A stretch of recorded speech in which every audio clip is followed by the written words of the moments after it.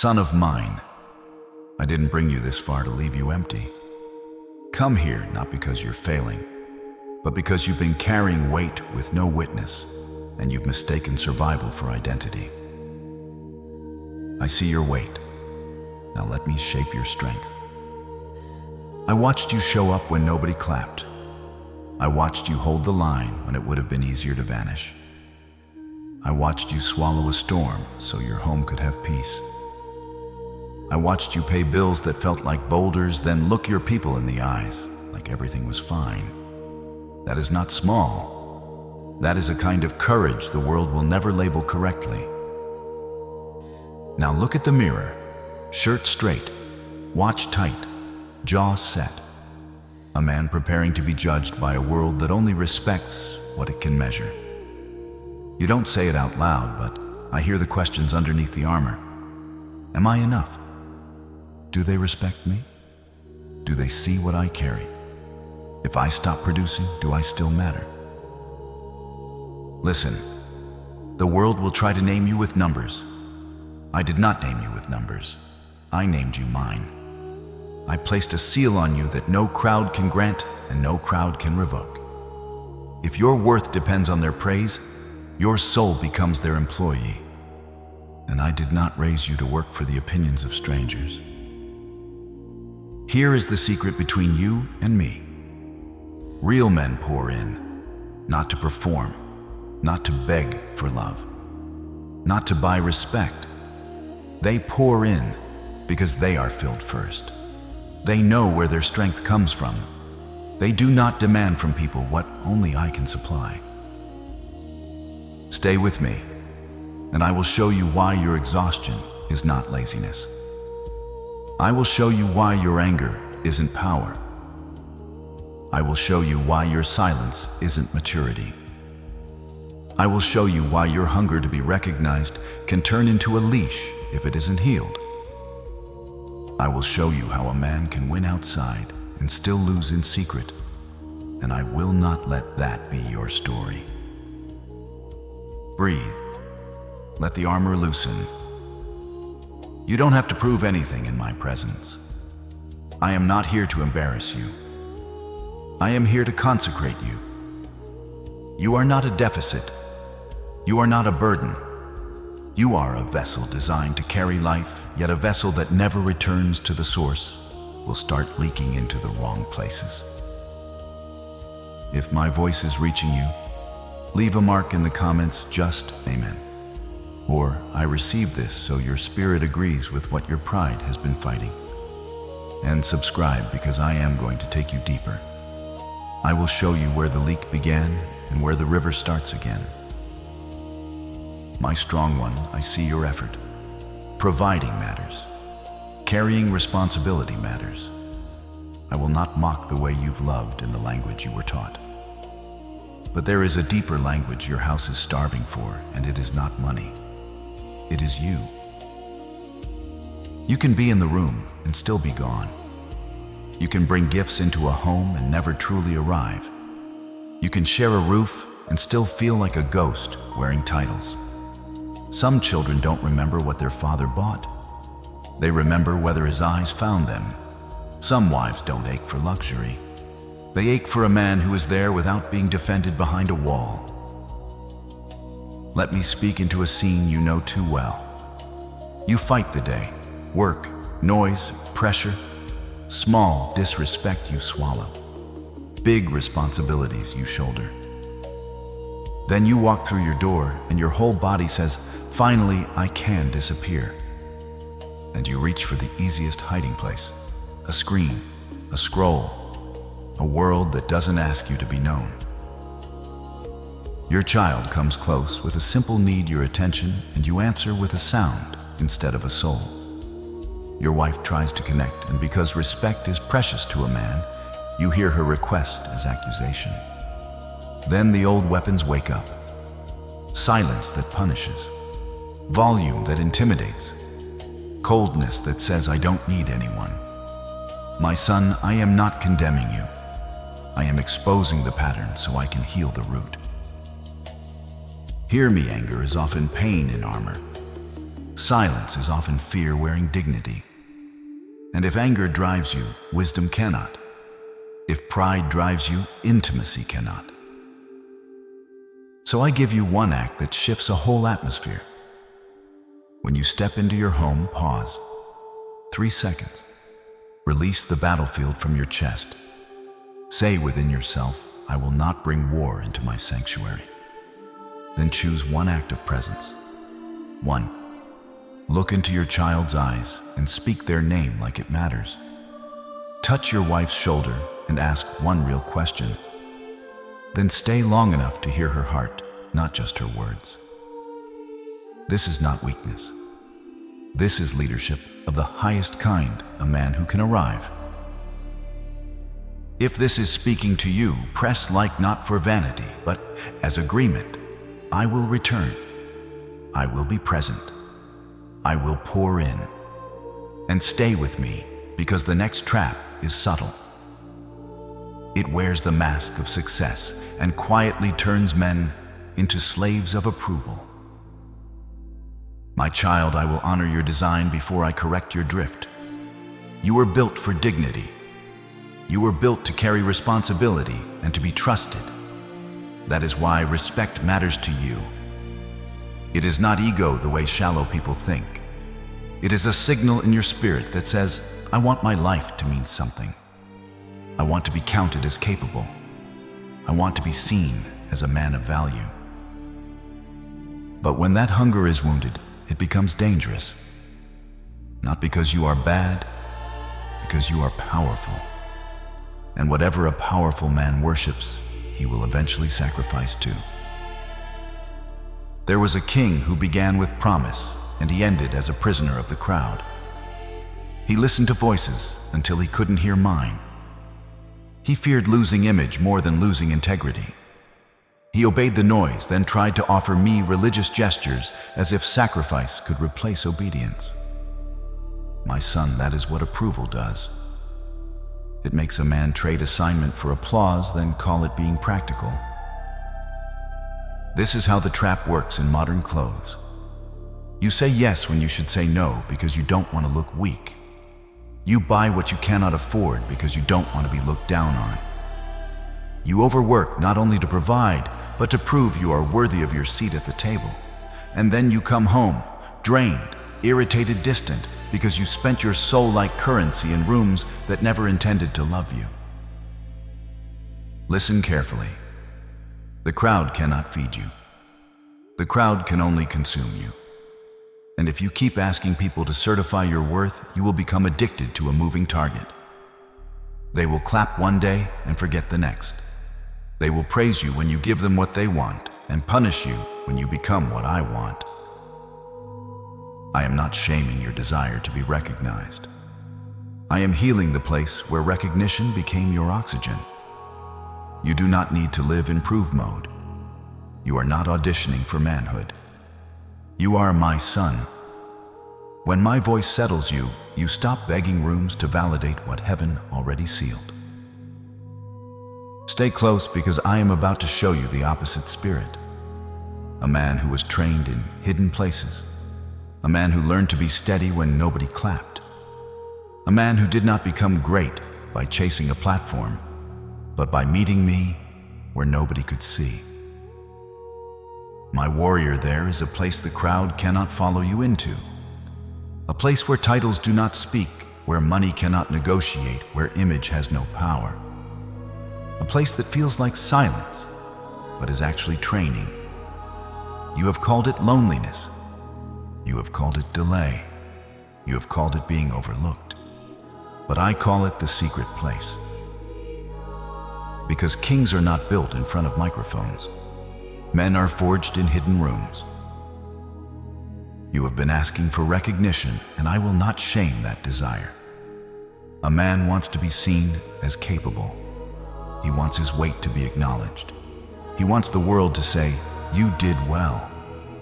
But hear me, if you chase recognition before you can survive absence, you become a prisoner of applause.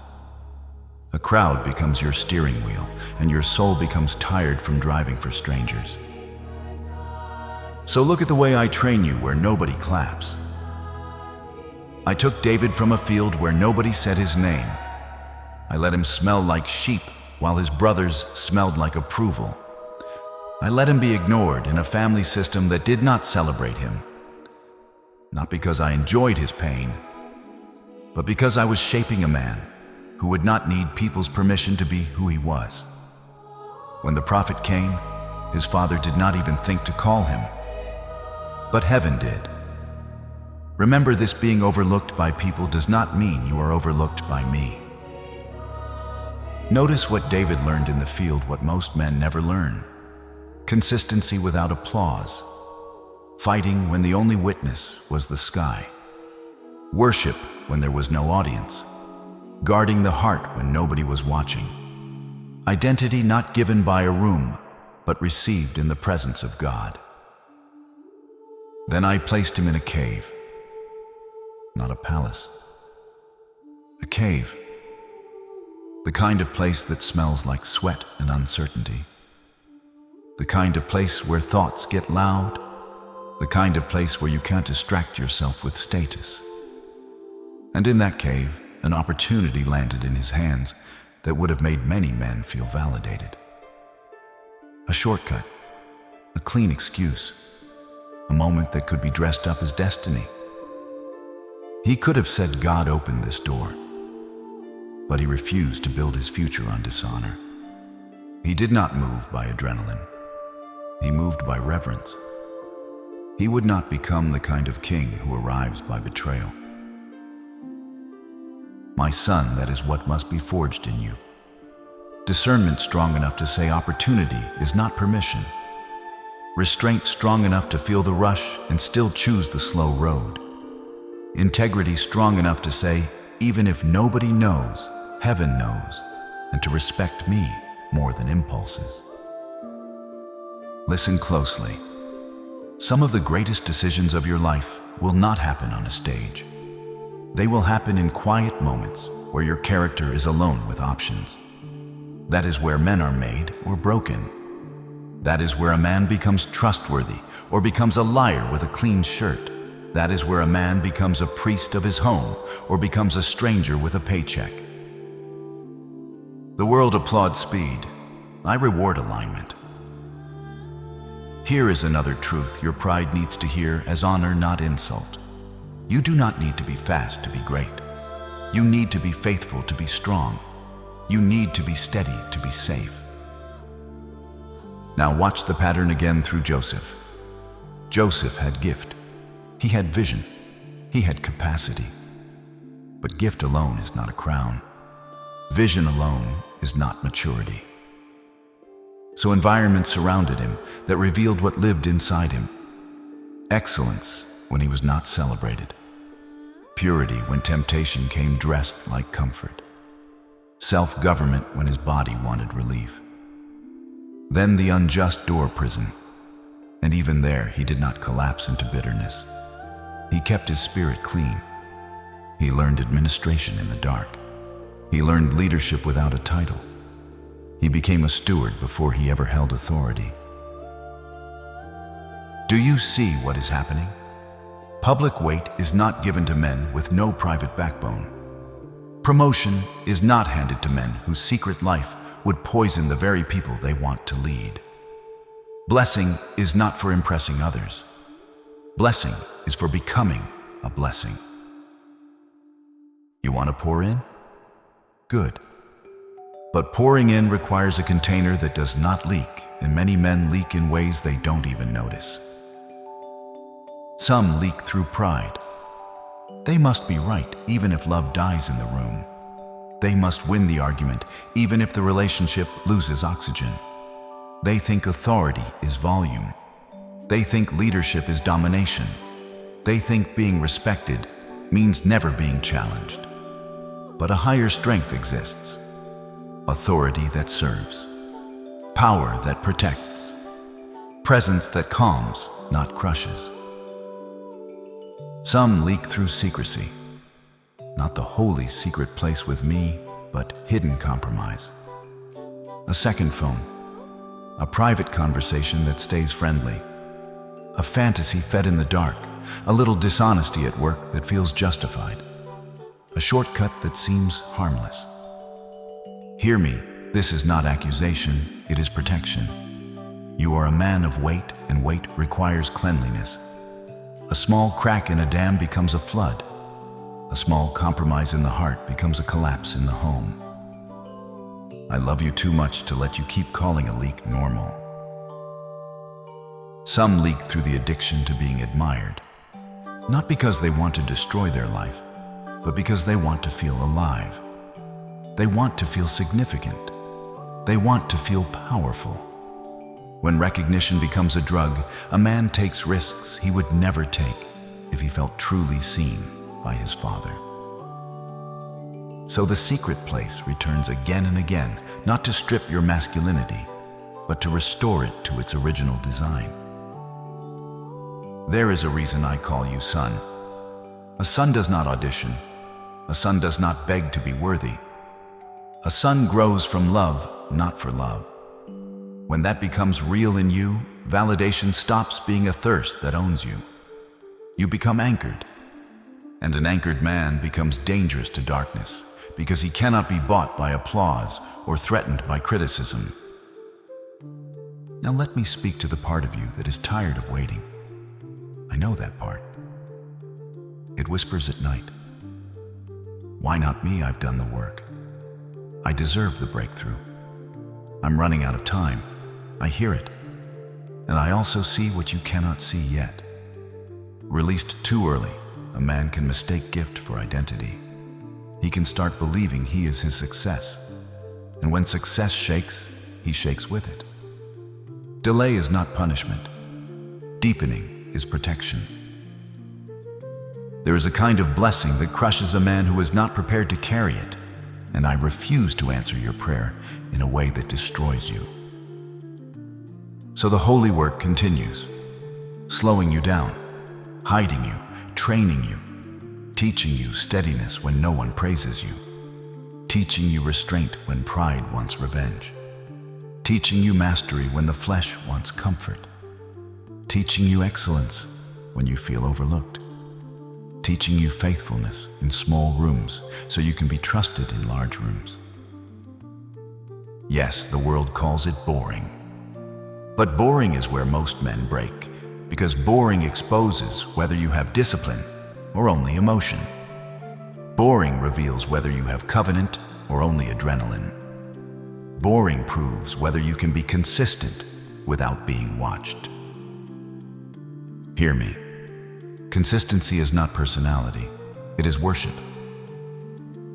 When you do the right thing in secret, you are not just being good. You are declaring that I am real to you. You are declaring that you fear me more than you fear being mocked.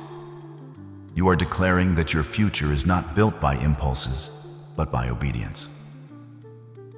Let me make this practical without turning it into a lecture. Moments are coming where nobody will see you except me. A coworker offers a shortcut and calls it smart. A client pushes you to bend truth and calls it business. A woman tests boundaries and calls it harmless. A website offers secret pleasure and calls it relief. A friend invites you to mock your wife and calls it jokes. In that moment, motivation won't save you. Mastery will. That hidden crown forged in the secret place will. I am not asking you to become a monk. I am calling you to become a man who can govern himself. Because self-government is the foundation of real authority. A man who cannot rule his own spirit becomes a city with broken walls. Everything enters. Everything invades. Everything controls him. But a man who learns to govern his inner world becomes a safe place for others. He becomes shelter. He becomes a provider not only of money, but of peace. He becomes the kind of husband whose presence heals instead of injures. He becomes the kind of father whose children feel protected even when life is hard. This is what pour in really means. Not that you become a human ATM. Not that you become a servant to everyone's expectations. not that you bleed out to prove you are good. Pouring in means your life carries substance. Your words carry weight. Your home carries peace. Your leadership carries love. Your strength carries restraint. And I must speak this over you in a way that pierces your bones. The crown is not what makes you a king. The secret place is. The platform is not what makes you a man. The hidden choices do. The money is not what makes you a provider. The integrity does. The respect you crave will not be secured by intimidation. It will be secured by character, because character is the only thing that stands when everything else collapses. So when you feel overlooked, do not rage. Return. When you feel delayed, do not compromise. Return. When you feel tempted to prove yourself, do not perform. Return. Return to the place where your identity is not negotiated. Return to the place where your soul is refilled. Return to the place where your inner man is strengthened. Return to the place where I speak quietly and your nervous system remembers that you are safe. And when you return, here is what happens. Shame loses leverage. The soul steadies. Wisdom rises. You gain weight without becoming hard. You gain authority without becoming cruel. You learn how to hold power without becoming poison. You learn how to be recognized without becoming addicted. You learn how to be honored without becoming proud. You learn how to lead without losing your soul. You think you are being hidden. You are being forged. And soon you will realize something that will make you smile through tears. The silence was not rejection. It was preparation. The cave was not abandonment. It was training. The prison was not the end. It was the classroom. And the one who watched you in the dark will not forget you in the light. Listen closely. There is another battle ahead because some of your strength has been hijacked by a hidden enemy. A man can be gifted, hardworking, respected, even admired, yet still be controlled by what he refuses to master. And I will set you free, not with humiliation, but with holy authority. My son, I will speak to you as a father who respects your strength. You are not fragile. You are not made of paper. You have endured pressures that would have broken other men, and you are still standing. That is real. That is weight. That is capacity. And I do not talk to you like you are weak. But I must tell you something that will protect your future. There is a difference between strength and self-mastery, and many men confuse the two until it costs them what they love most. A man can lift heavy things and still be carried by a small thing. A man can command rooms and still be commanded by appetites. A man can look powerful on the outside and still be controlled in secret. That is not because he is evil. It is because he has a leash and he does not realize who is holding it is. Samson was strong. He was not a joke. He was a weapon in my hand. He had the kind of power that makes enemies afraid. But he did not learn to govern the gates of his own life. He did not honor boundaries. He did not treat desire like fire. He treated it like a pet. And one day it burned down everything he thought was secure. My son, this is not ancient drama. This is a pattern. It still happens in modern clothes, in modern rooms, with modern excuses. A man says, it's just stress, while stress becomes a doorway. A man says, it's just a habit, while the habit becomes a chain. A man says, I can stop any time, while he keeps needing it to feel okay. A man says, nobody got hurt, while his spirit is being hollowed out little by little. Hear me with respect, not insult. You were not created to be driven. You were created to govern. There are 3 places where many strong men lose control. and then wonder why their homes feel tense, their peace feels thin, and their joy feels far away. The first is anger. Many men mistake anger for authority because anger feels like power. It makes you feel tall, makes you feel in control, makes you feel feared, and some men confuse being feared with being respected. But anger that rules you is not strength.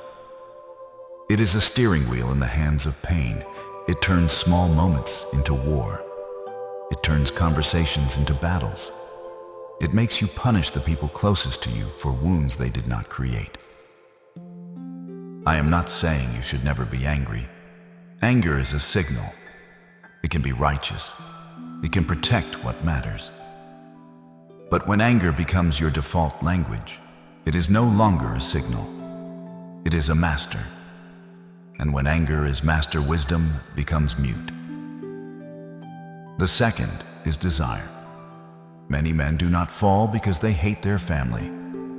They fall because they are tired, lonely, untrained, and hungry to feel alive. A man seeks pleasure because he wants relief. He seeks attention because he wants to feel significant.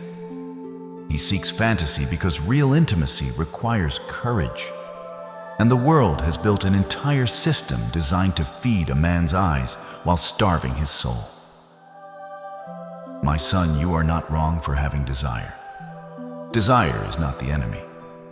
Unmastered desire is. Fire belongs in a fireplace. In the right place, it warms a home. In the wrong place, it destroys it. When you feed desire in secret, it does not stay secret. It leaks into your tone. It leaks into your patience. It leaks into your ability to honor your wife. It leaks into your mind till you start comparing, drifting, searching. And then you wonder why your heart feels split. The third is ego. Not the healthy dignity I placed in you, but the wounded ego that needs to win to feel safe. The ego that cannot apologize without feeling small. The ego that must have the last word. The ego that hears correction as disrespect. The ego that turns a disagreement into a threat. My son, wounded ego makes a man dangerous, not because he is a monster, but because he cannot be reached. Do you know what true power looks like in a man? It looks like restraint. It looks like control of the tongue. It looks like patience under pressure. It looks like the ability to hear something hard without becoming cruel. It looks like the ability to say, I was wrong, and still stand tall, because humility is not weakness. Humility is clarity. A man who can humble himself is a man who cannot be manipulated by pride. Let me speak to the part of you that fears mastery will make you less of a man. That fear is a lie. Self-mastery will make you more of a man. It will make you safe. It will make you steady. It will make you trustworthy. It will turn your strength into shelter instead of threat. And I will give you a picture to hold on to, because your mind understands pictures. Imagine a great lion with a chain around its neck. The lion is still strong. The lion can still roar. But the chain means somebody else decides where it goes, when it stops, what it can reach. Many men live like that lion. They have strength, but their triggers lead them. Their appetites pull them. Their impulses drag them. Their mood sets the temperature of the house. Then they wonder why their wife walks on eggshells, why their children become quiet, why peace feels fragile. My son, I am cutting the chain. Not by shaming you. Shame never heals a man. Shame only drives him deeper into hiding. I am cutting the chain by restoring your sonship, because a son does not need to prove he is a man by losing control. A son does not need to dominate to feel respected. A son does not need secret pleasure to feel alive. A son is filled. A son is anchored. A son is taught. So here is my holy instruction, spoken with love and authority. Identify the leash. Name it honestly, not to condemn yourself, to expose it. What is the thing that changes you the fastest? What is the thing that makes you lie to yourself? What is the thing you keep managing instead of mastering? What is the pattern that repeats after stress, after fatigue, after disappointment? Do not be vague. Darkness survives in vagueness. Freedom begins with truth. Then bring it to me not as a performance, but as surrender. Tell me, Father, this has been leading me. You do not lose honor when you confess. You recover honor. Confession is not humiliation. It is the doorway where grace becomes power. And as you stay close to me, I will train your reflexes. I will teach you to pause before you speak. I will teach you to breathe before you react. I will teach you to choose restraint instead of revenge. I will teach you to walk away from a moment that wants to turn you into a man you don't respect. I will teach you how to feel anger without being driven by it. I will teach you how to carry desire without being consumed by it. I will teach you how to hold dignity without being ruled by ego. My son, a man who masters himself, becomes a blessing without trying. His presence feels like safety. His voice feels like stability. His home feels like rest. His children grow confident because they are not living under a storm. His wife feels covered, not controlled. His work becomes fruitful without devouring his soul. This is what I meant when I said, real men pour in. They do not pour chaos. They pour life. They pour calm. They pour courage. They pour protection. They pour love that has backbone. And I will tell you something tender now, because you need tenderness as much as you need fire. You have been fighting battles inside yourself that you never told anyone about. Some of your hardest wars have been private. You have felt shame and you have tried to outwork it. You have felt temptation and you have tried to outdiscipline it alone. You have felt anger and you have tried to bury it. My son, you were never meant to win alone. You were meant to return to me. I am not afraid of your struggle. I am not shocked by your weakness. I am not repulsed by your confession. I am a father. I restore sons. If you want this freedom, leave a short comment, I choose mastery. That's it. Let it be your quiet agreement with me. The noise will quiet soon. And in that quiet, you'll hear it, the thirst you've been calling stress. That thirst has a name, and I'm going to heal it. My son, there is a thirst in you that you have tried to manage with discipline, with achievement, with control, with distraction. You call it stress. You call it fatigue. You call it pressure. But underneath those names is a deeper ache. And I am going to speak to it with precision, because you cannot heal what you keep misnaming. You were designed to be a river, not a drain, not a machine, a river. And a river must be fed by a source, or it becomes a cracked riverbed pretending it is still flowing. Many men do not realize when they run dry, they start doing a quiet, dangerous thing. They begin reaching for people as if people were meant to be fountains. They turn wives into wells. They turn children into emotional medicine. They turn friends into therapy.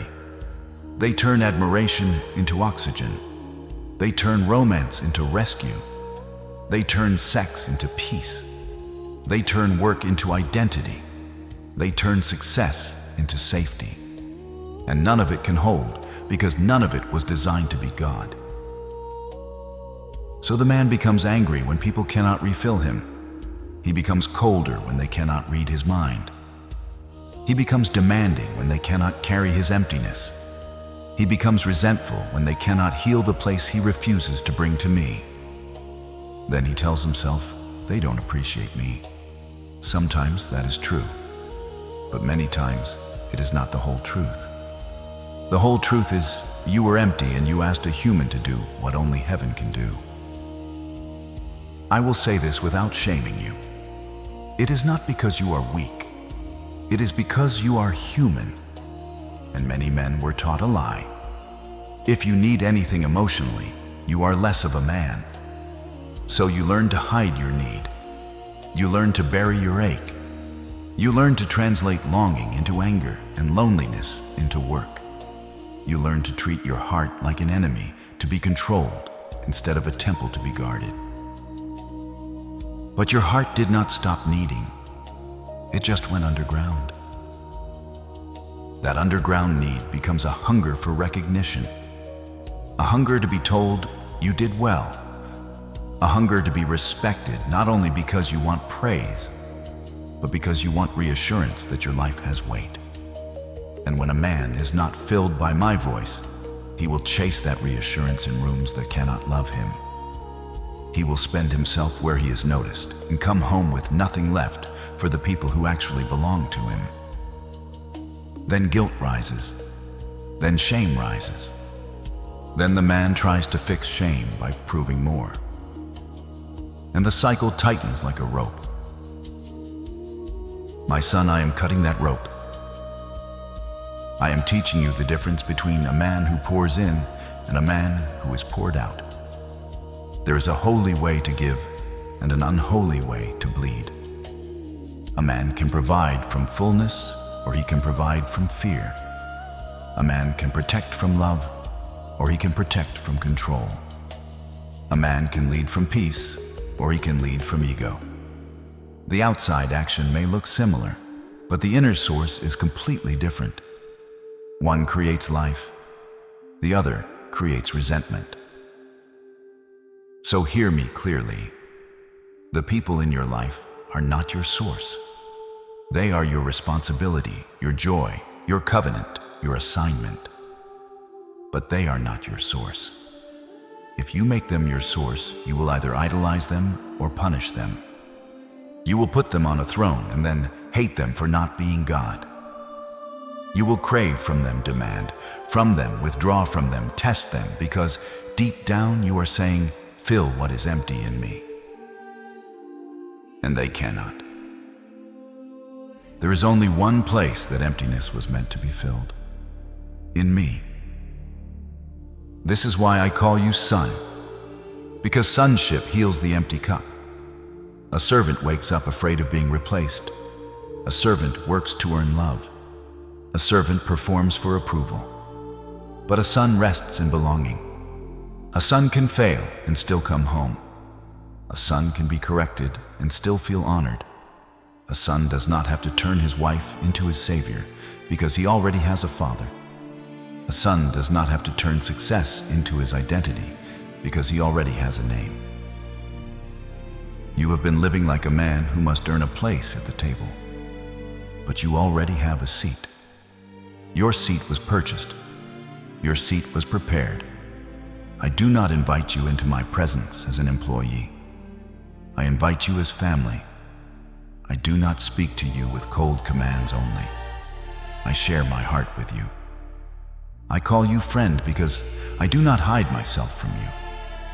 And when you finally believe that your inner world stops trembling so much, you stop chasing validation like a starving man. You start moving like a grounded man. Now I want to touch a wound many men carry but rarely name. The father wound. The missing poor. Some of you grew up without a father who stayed.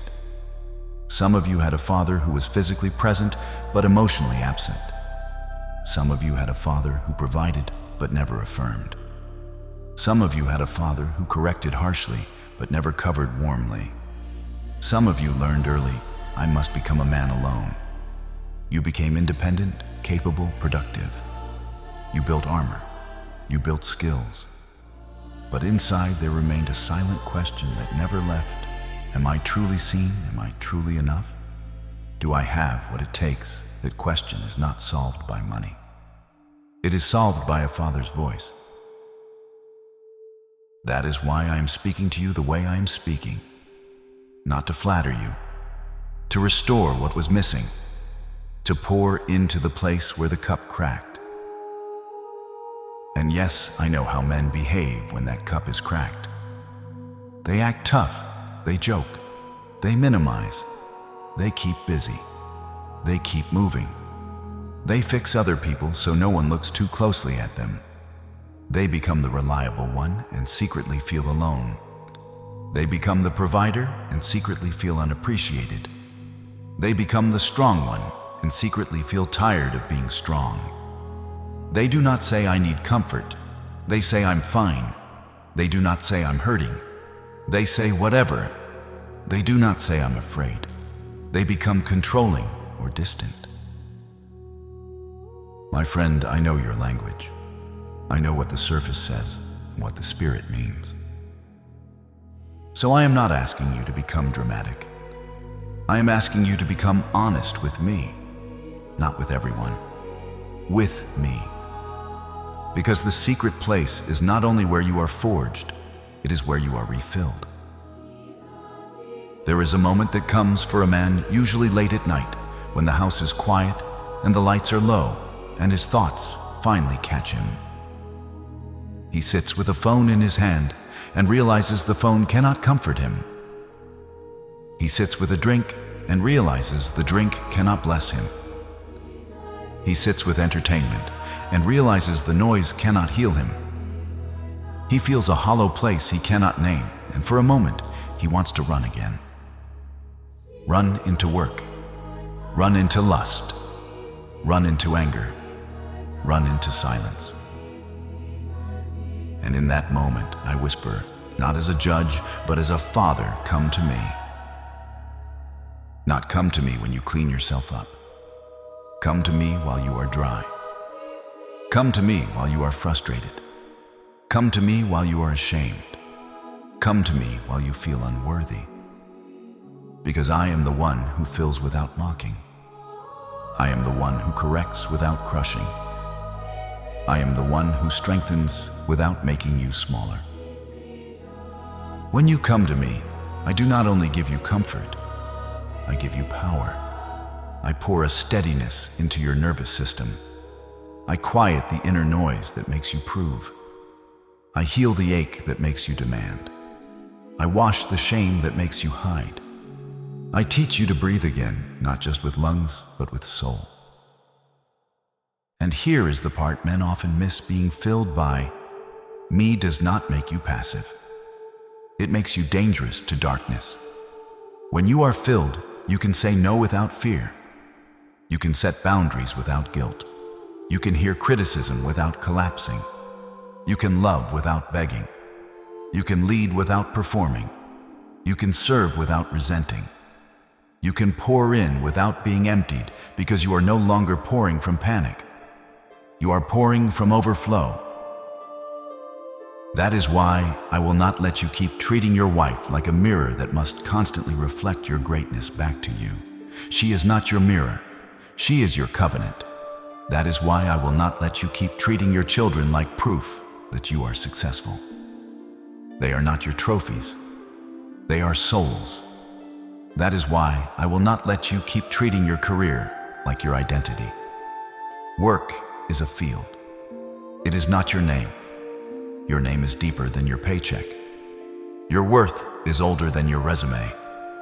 Your value is not on trial. Now let me speak a prophetic sentence over you. Receive it as medicine, not poetry. The reason you have been so triggered by disrespect is because you have been trying to get from people what you were supposed to receive from me assurance.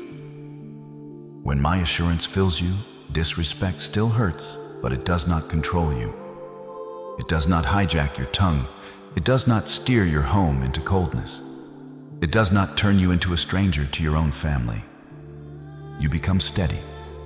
You become slow to react and quick to understand. You become the kind of man who can hold tension without spilling poison. This is what I am doing in you. I am not only changing behavior, I am changing source. And when your source changes, everything downstream changes. Your tone changes. Your patience changes. Your leadership changes. Your marriage changes. Your fatherhood changes. Your work changes. Not because you became perfect, but because you became filled. I am going to take you even deeper soon to a place men fear to look at: failure. Because some of your emptiness is not only from what you lacked, it is from what you lost. A fall, a regret, a moment you wish you could rewrite. Many men live with a quiet inner narrative that says, "You ruined it." And when that narrative runs the mind, a man either becomes hard or becomes reckless. But I will break that narrative. I will restore your name. I will teach you how to stand again without pretending. For now, remember this: people are precious. People are not your source. I am your source. I am the one who pours into you so you can pour into them. And when you return to me, the empty cup becomes a river again. Beloved man of mine, I am going to touch the place you avoid, not because I want to reopen wounds, but because I refuse to let an old moment keep writing new sentences over your life. Some men carry success like a suit, but carry regret like a tattoo.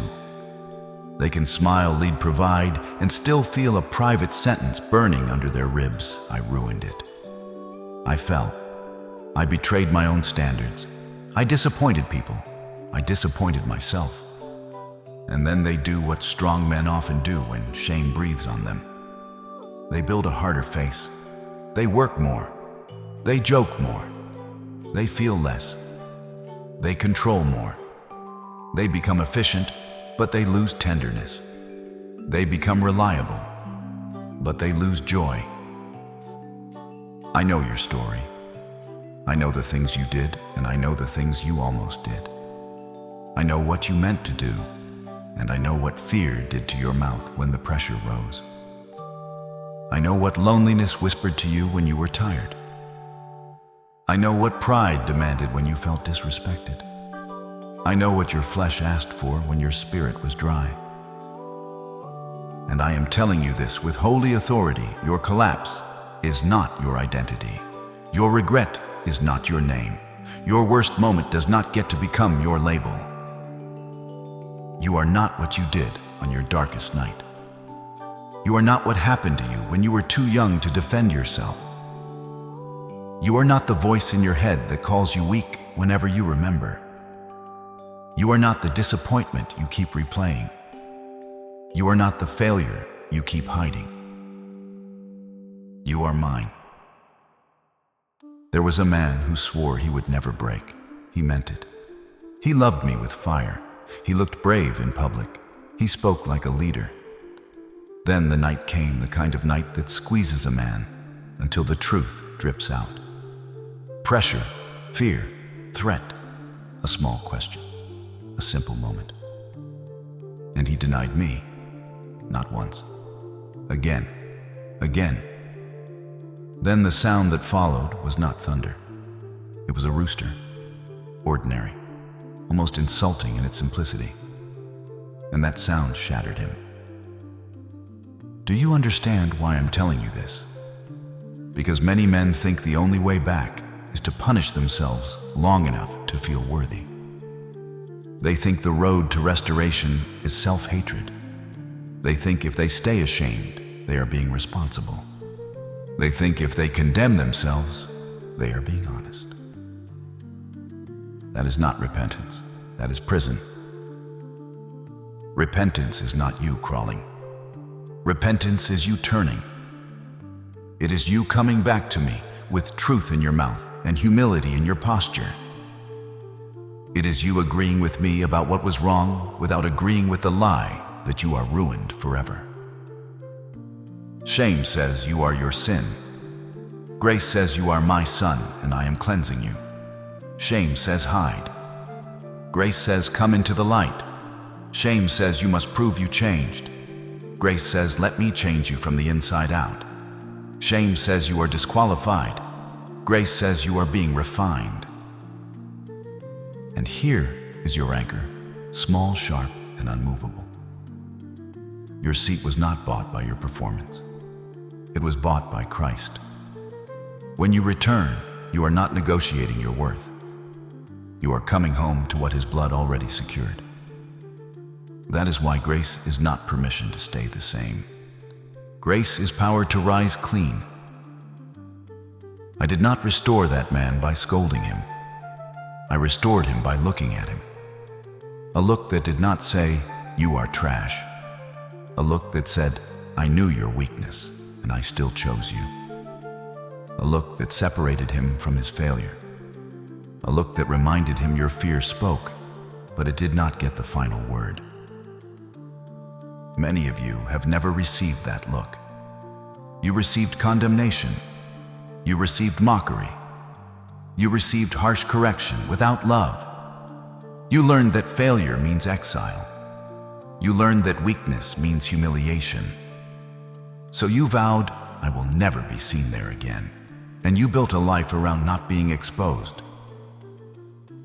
But hiding does not heal. Hiding only preserves the infection. So listen, my warrior. I am not here to expose you to destroy you. I am exposing the wound so it can finally breathe in the light. Predictability is what shame produces. A man becomes two versions of himself: the public self and the secret self, the strong self and the starving self, the capable self and the ashamed self. Then he wonders why he feels split. I am calling you into wholeness.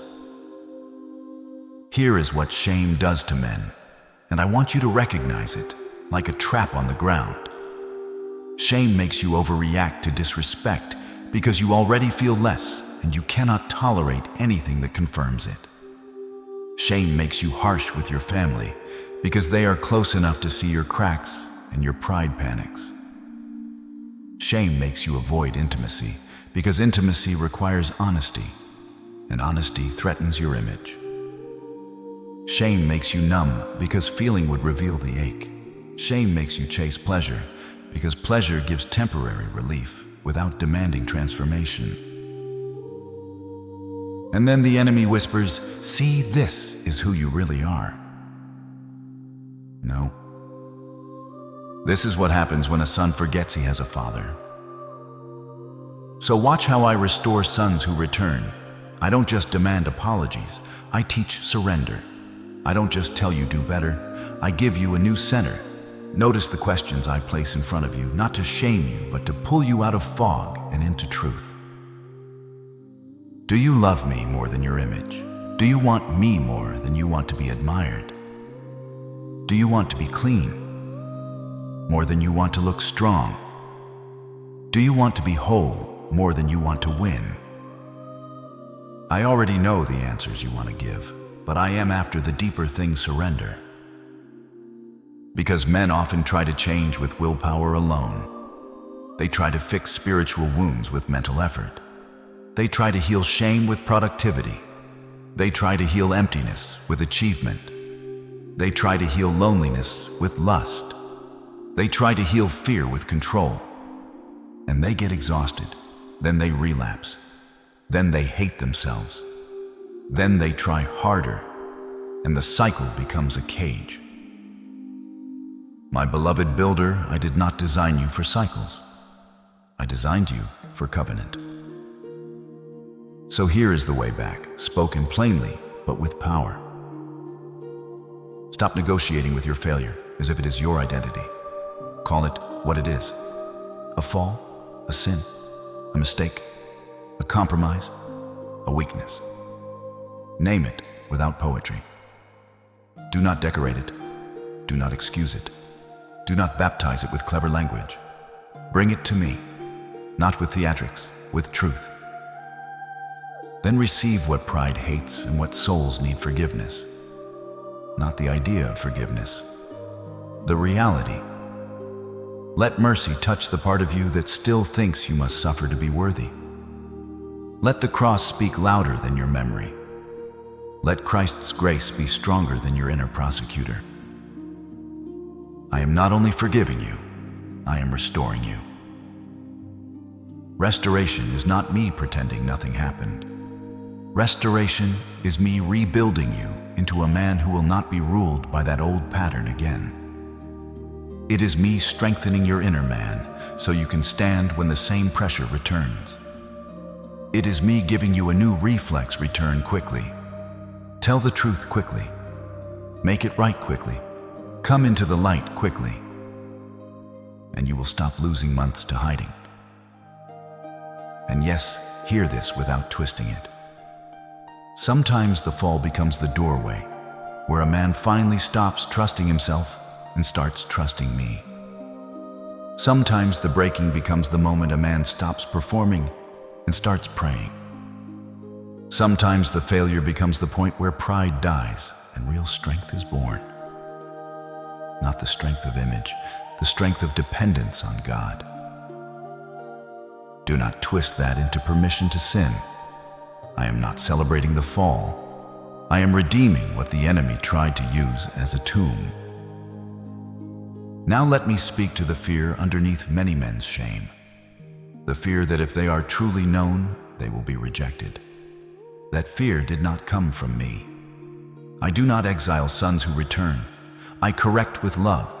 I cleanse with power. I strengthen with patience. I restore with authority. So come into the light with me and notice what happens. The secret split begins to close. You stop living as two men. You stop wearing a mask at home. You stop needing to prove you changed while refusing to be known. You become one man, strong and honest, disciplined and tender, firm and kind, courageous and humble. Because when shame breaks, a man becomes free to pour in. Not to earn love. From love. Not to prove he is worthy. Because he is anchored. Not to cover an emptiness. Because he is filled. There is a holy confidence I want to place in you. Not arrogance, not loudness. A quiet certainty. The kind that does not need to win every argument. The kind that does not need to be admired. The kind that can apologize and still remain respected. The kind that can say I was wrong without collapsing because his identity is not balanced on perfection. It is rooted in me. So receive this decree. Your past does not own you. Your failure does not name you. Your regret does not lead you. Your calling still stands. Your assignment is still alive. Your heart can still be clean. Your hands can still build. Your home can still be peaceful. Your future is not canceled. Soon you will carry responsibility with a healed spirit, not a bleeding one. Because bleeding men pour poison even when they mean to pour blessing. But healed men pour life. They provide with joy. They protect with calm. They lead with love that has backbone. This is not the end of you, my friend. This is the turning. Restoration has a direction toward responsibility, toward leadership, toward purpose. Man of mind, stand up on the inside. Not with pride, with posture, with agreement. Because once a man is refilled, once his shame is broken, once his appetites are mastered, heaven does not leave him wandering. Heaven commissions him. I did not heal you so you could simply feel better. I healed you so you could become steady, and so what is around you can finally breathe. You have been trained by the world to think manhood is domination, conquest, and loud confidence. But my kingdom measures a man differently. I measure the man who can carry weight without becoming cold. I measure the man who can hold authority without becoming cruel. I measure the man who can be strong without being unsafe. I measure the man who can lead without needing to be worshipped. This is your commission: provide, protect, and lead in love. Providing is not only money, it is faithfulness. It is consistency. It is showing up. It is doing what you said you would do, even when nobody checks. It is becoming reliable without becoming resentful. It is making sure your house has what it needs, yes, but also making sure your house has peace. A man who brings money home but brings tension with it is not fully providing. A man who feeds bodies but starves hearts is not finished growing. And I am not condemning you. I am elevating your standard because you are capable of more than survival. Protection is not only muscles and intimidation. Protection is discernment. It is boundaries. It is deciding what enters your home and what stays outside. It is refusing the subtle corruption that destroys families slowly.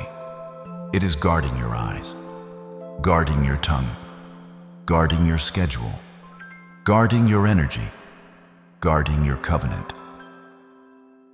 Because the enemy rarely attacks a home with one loud explosion. He often attacks with small leaks. A hidden habit that turns you impatient. A private compromise that turns you distant. A harmless conversation that turns into emotional betrayal. A secret feed that trains your mind to compare your wife to strangers. A friendship that pulls you away from honor. A job that slowly becomes your God. My strong one, you are the gatekeeper, not a tyrant, a gatekeeper. There are doors you must close not because you are fearful, but because you are responsible. A man who cannot say no cannot protect anyone, and a man who cannot protect his own spirit will eventually bleed onto the people he loves. Leading is not barking orders. Leading is being first. First in humility, first in repentance, first in calm, first in prayer, first in truth, first in sacrifice. A man who leads well does not say, "Do what I say." He says, "Follow what I live." He brings direction without crushing emotion. He brings structure without killing affection. He carries vision without ignoring the hearts around him. And yes, this includes emotional leadership. You are not called to be emotionally perfect, but you are called to be emotionally present. Your house should not have to guess whether you are safe. Your wife should not have to decode your silence like it is a puzzle. Your children should not have to feel your mood like whether they must survive. This is not condemnation. This is a higher calling. So let me make it plain. A godly man is not a man with no desires. He is a man whose desires do not rule him. A godly man is not a man who never gets angry. He is a man whose anger answers to wisdom. A godly man is not a man who never fails. He is a man who returns quickly, repents cleanly, and rebuilds faithfully. A godly man is not a man who is admired by everyone. He is a man who is trusted by heaven. Now hear me speak into your covenant, because some men treat marriage like a place to rest their ego. That is not what marriage is. Marriage is a sacred assignment. Your wife is not your competitor. She is not your mother. She is not your therapist. She is not your enemy. She is a person entrusted to you. Cover her, not by controlling her.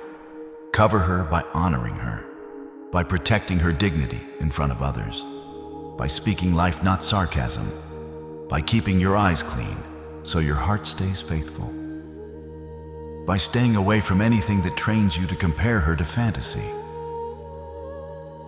Man of mine, be a one-woman man, not because you are afraid of rules, because you are strong enough to choose purity, because you understand that faithfulness is not only an act, it is a direction. Your attention goes where your life goes. Your eyes go where your heart goes.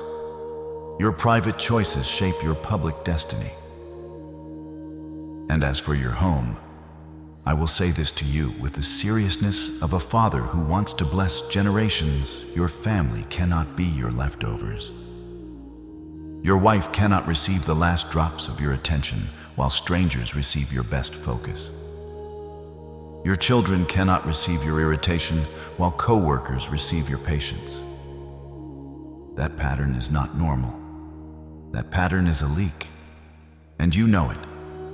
I am not here to shame you for it.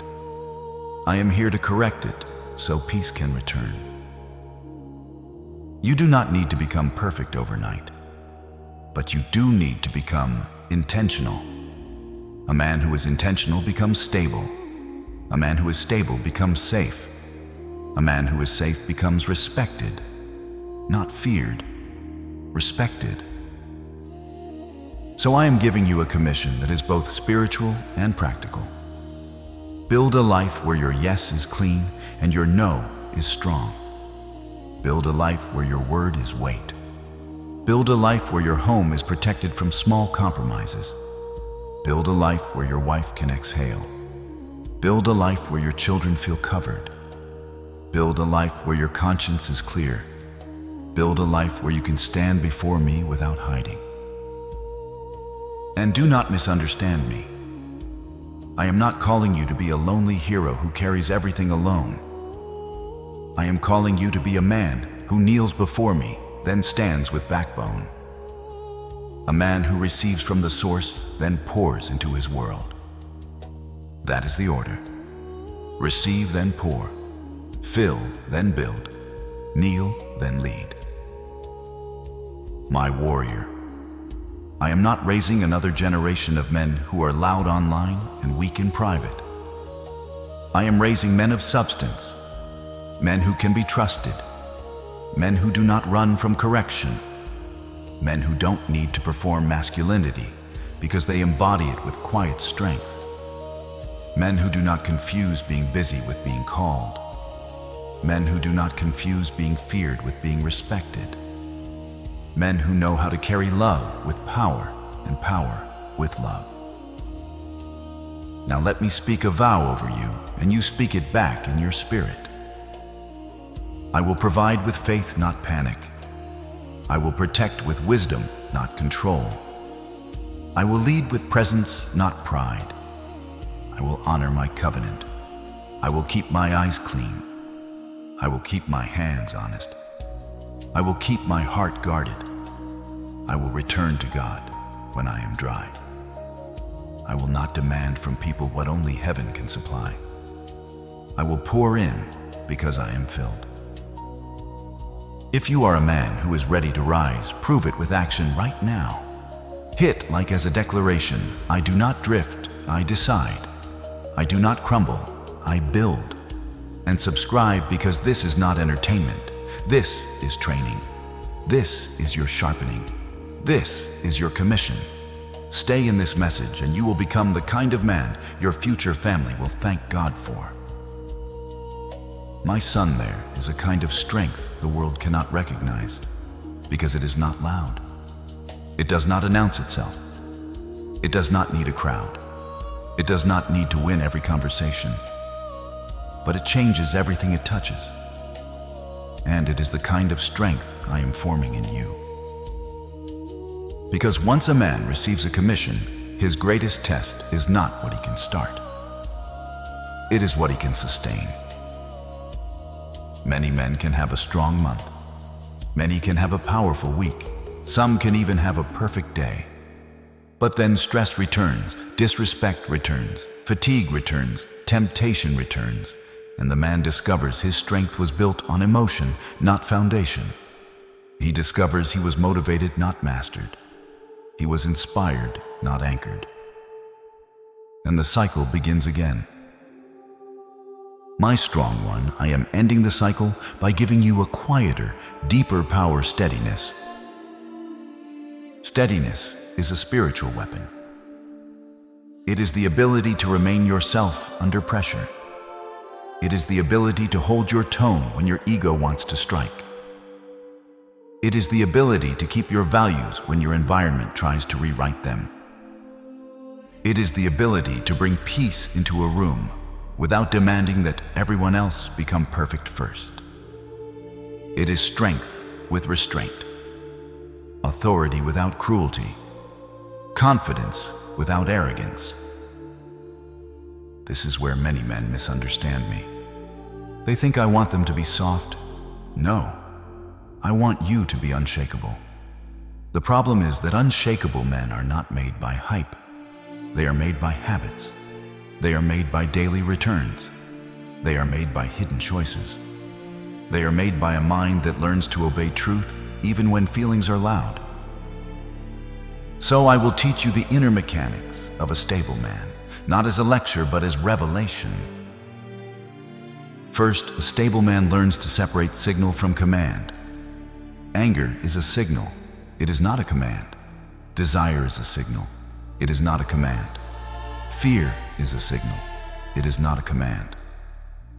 A stable man can feel the signal and still choose his response. He does not deny emotion.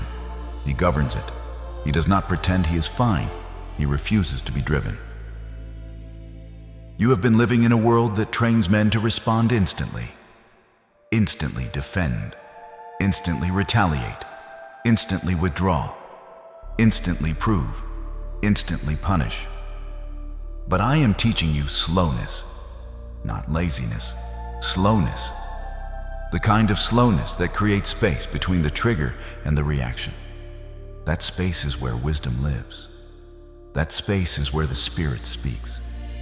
That space is where you become powerful without being destructive.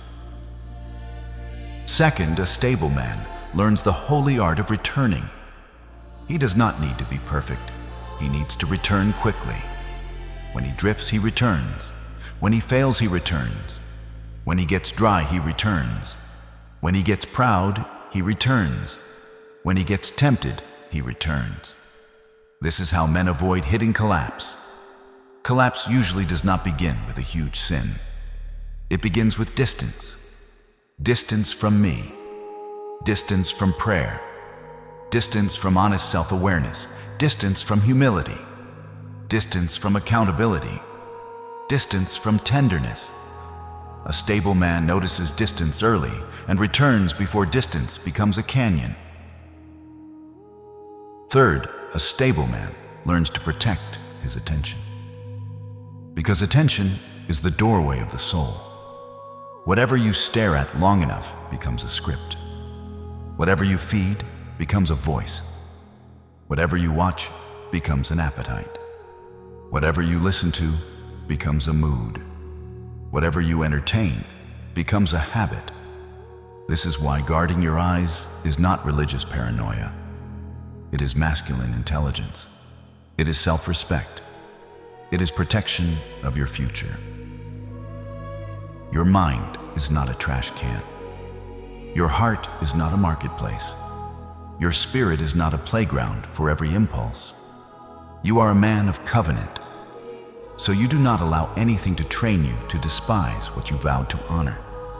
You do not allow anything to make your wife feel replaceable in your imagination. You do not allow anything to make your children feel like a burden.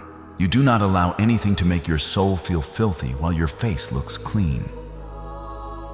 A stable man does not just avoid evil. He chooses what builds him. Fourth, a stable man learns to bless with his mouth.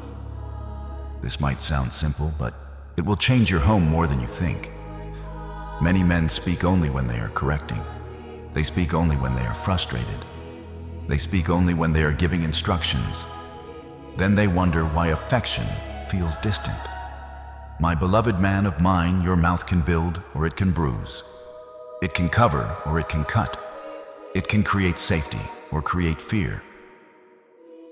If your wife only hears your voice when you are displeased, your house will become tense even when you are silent.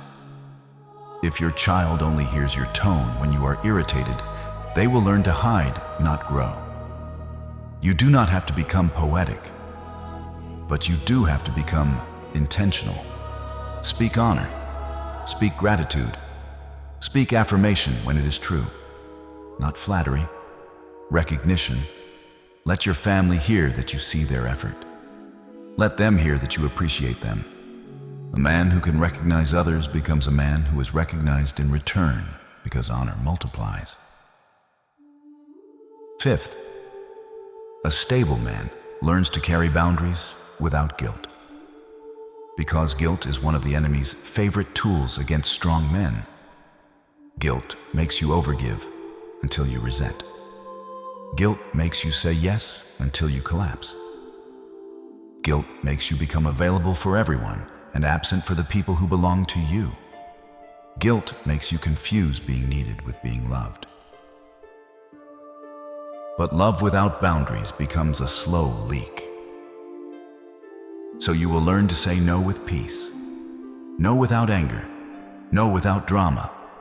No without needing to explain yourself into exhaustion.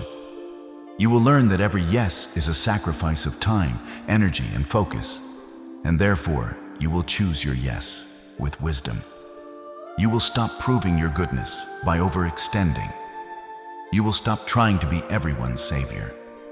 You already have a savior, and you are not him. My warrior. This steadiness I am describing is not natural to the flesh. The flesh wants quick comfort, quick revenge, quick validation, quick escape.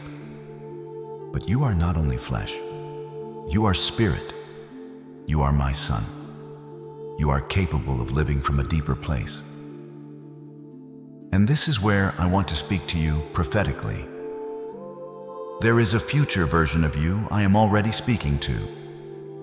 A version of you who walks into a room and shifts the atmosphere not by dominance, but by peace. A version of you who is not hijacked by disrespect, because your identity is settled. A version of you who is not seduced by cheap pleasure, because your soul is full. A version of you who is not addicted to recognition, because he knows who he is. A version of you whose children feel safe to be honest.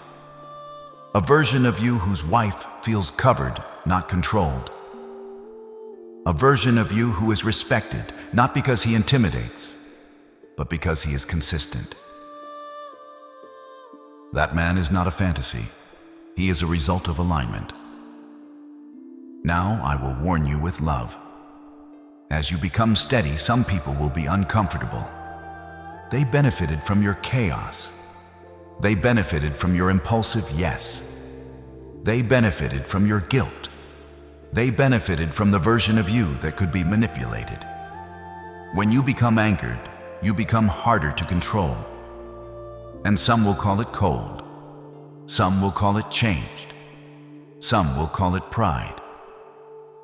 Do not be moved by that. Not every reaction is a compass. Sometimes it is confirmation that you are stepping out of old patterns. But also, do not become harsh in your boundaries. Anchored does not mean arrogant. Boundaries with honor. No with kindness. Strength with restraint. This is how you remain a man of God and not become a man of ego disguised as discipline. Let me also speak to the man who is listening and thinking, this is too much. I've failed too many times. My child, you do not become steady by trying to be steady. You become steady by returning again and again until return becomes your reflex. You do not build a fortress in one day. You lay bricks. You lay bricks even when you feel nothing. You lay bricks even when nobody notices. You lay bricks until your life becomes a structure that can hold storms.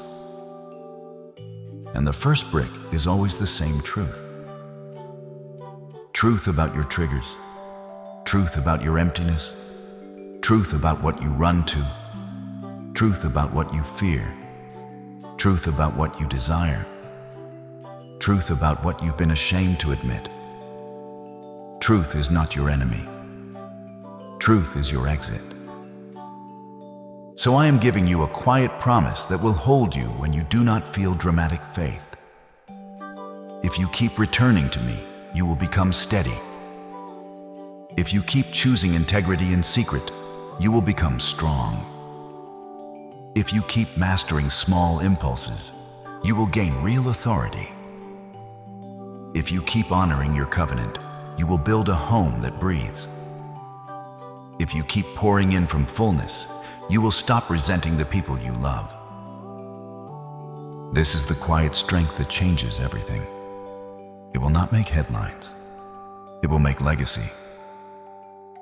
Man of mine, come to the end of this road with me, because endings are not just conclusions. Endings are seals. What you seal becomes what you carry. and what you carry becomes what you pour. You have heard me speak about pouring in, and I want you to understand this clearly before I place the final weight in your hands. Pouring in is not you becoming a servant to everyone's expectations. Pouring in is not you bleeding out to prove you are good. Pouring in is not you being used while smiling. Pouring in is the overflow of a man who is filled, aligned, and governed. It is strength that has been consecrated. It is masculinity returned to its original design. Now I will gather the river into one sentence that can guide your life when you forget everything else. You are not a deficit to be tolerated. You are a vessel of life. But you must live from the source, or you will try to drink from people, and you will poison what you love. I have walked you through the mirror and the armor. I have shown you the house where you were present but not arriving. I have exposed the approval trap that turns men into performers. I have taken you into the secret place where kings are forged. I have shown you the leash that can hold even strong men. I have brought you to the empty cup so you stop making humans into saviors. I have restored your name so your failure cannot own you. I have commissioned you to provide, protect, and lead in love. I have given you the quiet strength of steadiness so you can sustain what I give you. Now I will speak to you like a father placing a mantle on a son. This is not hype. This is identity. There are men listening to me who have been surviving for years. They have been functional but not alive, reliable but not joyful, strong but not at peace. They have carried families, carried jobs, carried responsibilities, carried secrets, carried shame, and they have never felt truly poured into. They learned to carry themselves. They became their own God in a small way because they didn't trust anyone else to hold them. My beloved, that is not your calling. You were not created to be alone in your strength. You were created to be a son who stands with a father behind him. And I am behind you. I will say something that will offend pride but heal the heart. You cannot lead well while you are dry. You cannot protect well while you are leaking. You cannot provide well while you are proving. You cannot love well while you are demanding. So the order matters. Kneel, receive, then stand and pour.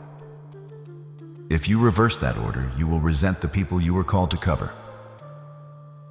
So I am giving you a final picture, not a metaphor for entertainment, a picture for alignment. See yourself in a house you built, not just brick and wood, but a life you shaped. Your wife is there. Your children are there if I give you children. Or the people you are responsible for, the ones you lead, the ones you mentor. In that house, your presence is either peace or pressure. Your tone is either safety or tension. Your leadership is either shelter or storm. My son whom I love, I did not choose you to become a storm inside your own home. I chose you to become a covering. A covering does not mean you control everyone. A covering means you create safety. You make the environment breathable. You keep chaos from ruling. You keep compromise from entering.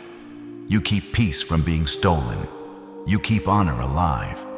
You protect what is holy with the strength of a man who knows his father. And yes, this is masculine. It is not weak to be steady. It is not soft to have restraint. It is not feminine to be emotionally present. It is not childish to repent quickly. It is not small to choose purity.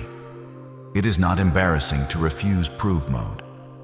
The world taught you a counterfeit masculinity that depends on intimidation. I am restoring true masculinity that depends on mastery. Now let me speak to what men are afraid to admit. Many of you want to be honored, and you are right to want that. You want your effort to be recognized. You want your sacrifices to be seen. You want someone to say, I notice what you carry, I see it. And I will also teach you the higher path. If you chase honor, you will become hungry. But if you become honorable, honor will find you. A man who pours in from fullness will not have to demand recognition. His life will speak. His consistency will speak. His steadiness will speak. His family's peace will speak. His integrity will speak. This is how you become a man others respect without you begging for it. So here is the vow, and I want you to speak it in your spirit as if you are signing it with your breath. Do not rush it. Do not perform it. Receive it and mean it. Father, I belong to you. I refuse to live for applause. I refuse to be hired by people's opinions. I will not make my wife my savior. I will not make my work my identity. I will not make my success my God. I will return to you when I am dry. I will guard my eyes. I will govern my tongue. I will master my appetites. I will set boundaries without guilt. I will provide with faithfulness, not panic. I will protect with wisdom, not control. I will lead with presence, not pride. I will pour in from overflow, not from fear. I will be a one-woman man.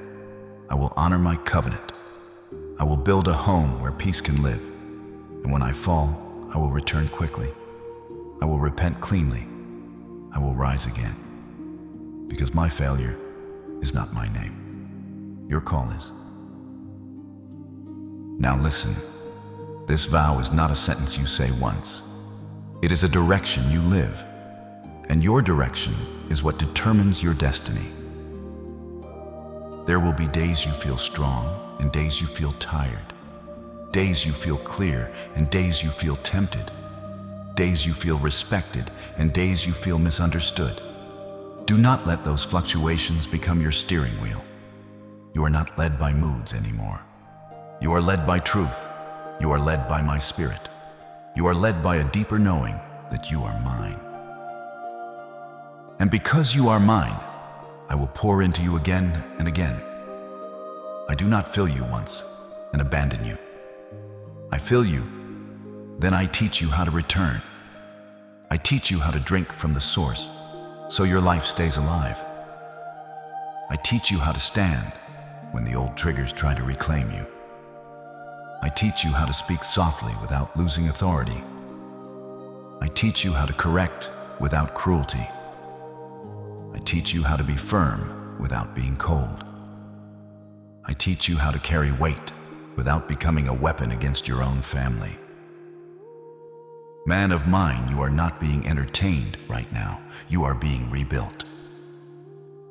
So I am going to ask you to respond like a man, not with passive agreement, but with action.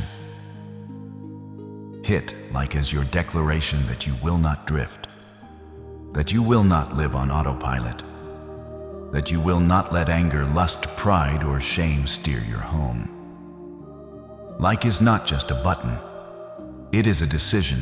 I choose mastery. Leave a short comment that means something. One sentence, not a speech. Something like, I will pour in from overflow, or I choose mastery, or Father, refill me. Let that comment be your mark in the sand, your public agreement with heaven that you are not going back to the old pattern. Subscribe, because this is not a one-time moment. This is training. This is sharpening. This is the path of a man becoming steady. And if you share this message, you are not just spreading content.